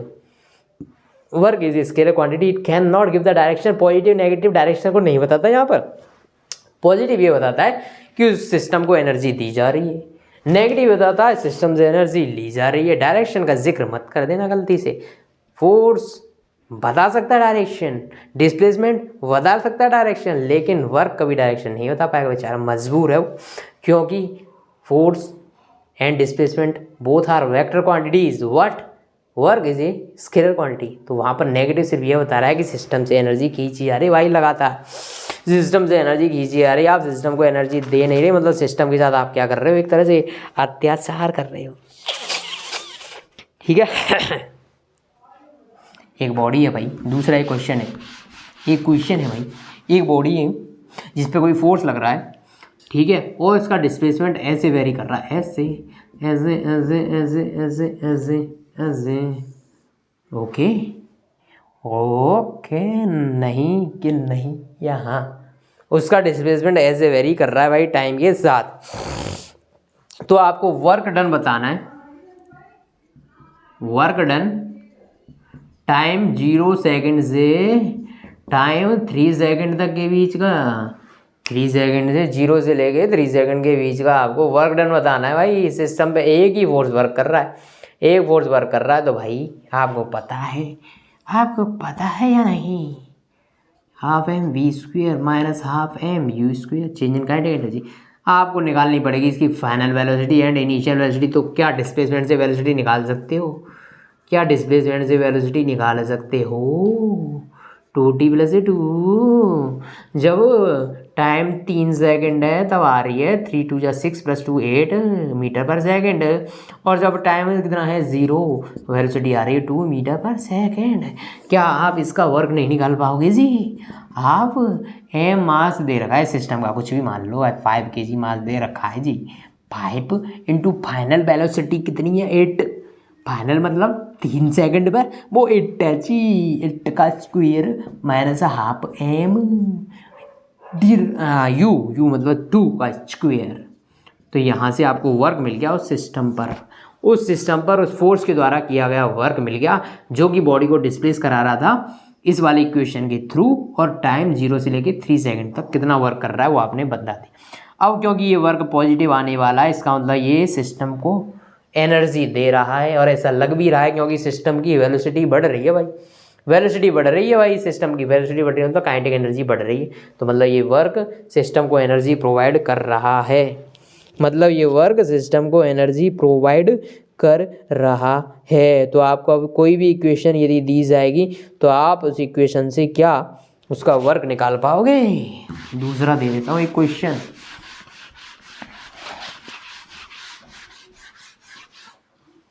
एक प्यारा क्वेश्चन ये रहा, आपके पास वेलोसिटी है वो ऐसे वेरी कर रही है, वेलोसिटी ऐसे वेरी कर रही है भाई, वेलोसिटी ऐसे वेरी कर रही है।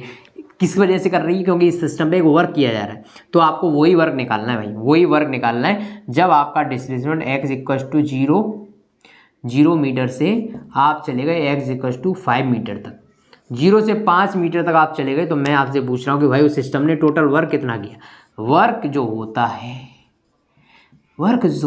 है फाइनल हाफ m कॉमन ले लूँ, मास इसका v मतलब फाइनल वेलोसिटी v जब 5 है भाई, जब 5 है तो ये alpha into 5 square minus u square alpha into 0, क्योंकि इनिशियली कितना है 0।